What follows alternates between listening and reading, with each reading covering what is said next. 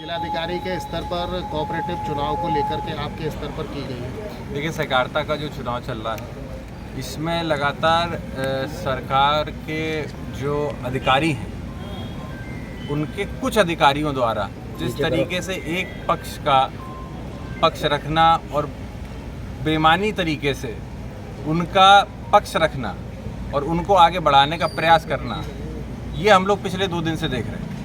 2 दिन से हम लोगों ने कई तरीके से पोर्टलों पे शिकायत की, जैसे कि ज़िले के आरओ ऑफिसर हमारे डीएम साहब हैं तो उनको भी हमने शिकायत करी। कई ऐसे सरकार के अधिकारियों द्वारा ऐसी चिट्ठियाँ लिखी जिसमें ये कारण अधिकारियों को हटाने का सोसाइटियों से लिखा गया कि एक पार्टी के प्रभाव में आकर उन्होंने ऐसा निर्णय लिया। ये बात वो स्वयं मान रहे हैं अपने लेटर, अपने आदेश के अंदर। तो ये कहीं ना कहीं निश्चित ये दर्शाता है कि सरकार पूरी तरीके से प्रभाव के अंदर ये चुनाव करा रही है। प्रभाव से मेरा मतलब है कि अगर पर्चे गलत है तो भी स्वीकारे जाएं, अगर पर्चों में किसी तरीके की दिक्कत है तो वो भी स्वीकारी जाए। तो ये सारी चीज़ें हम लोगों ने देखी। कल जब पर्चों की इंस्पेक्शन हो रहा था, वहाँ पे एक पर्चा अगर किसी प्रत्याशी का खारिज हुआ, बादरी पूठ के अंदर जो सोसाइटी थी उसके अंदर पर्चा खारिज हुआ, तो भारतीय जनता पार्टी के तमाम पदाधिकारी, जिले के स्तर के पदाधिकारी और तमाम लोग वहाँ पे सोसाइटी को घेरते हैं और आरओ के ऊपर दबाव बनाते हैं कि जो पर्चा कैंसिल हुआ है वो कैंसिल ना हो, उसको वापस लो। और ये तक कहा जाता है कि कहीं ना कहीं भाई ये दूसरे समाज के लोग हैं, इसीलिए ये एक समाज के पर्चा खारिज कर रहे हैं। तो इस तरीके से पूरी भूमिका बनाई गई।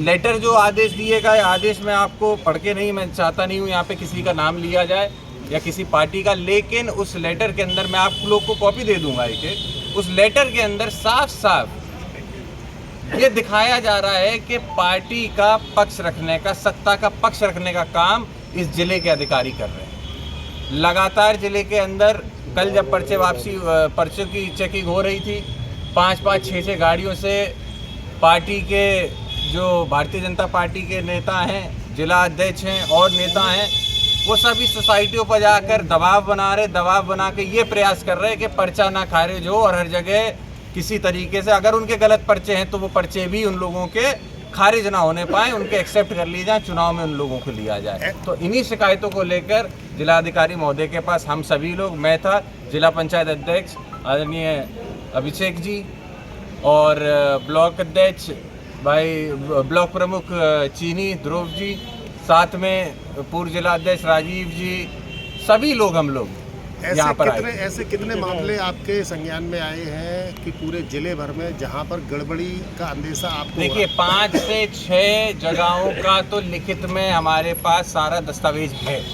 5 से 6 जगहों का लिखित में दस्तावेज है, बाकी और जगहों के दस्तावेज हम लोगों ने मंगाए। हमारा मानना है कि 15 से 20 जगहें इटावा और औरैया जिला मिला के, दोनों जिले मिला के, जो कि जिला सहकारी बैंक के अंतर्गत ये दोनों जिले आते हैं, इटावा और औरैया एक साथ आते हैं इसमें। तो 15 से 20 जैसे हमें लगता है समितियों पे ऐसी घटनाएं हुई हैं, ऐसी जगहें हैं जहां पे अधिकारियों द्वारा पूरी तरीके से आंख मूंद कर सरकार के पक्ष में परिणाम लाने का प्रयास किया जा रहा है। ऐसे कितने?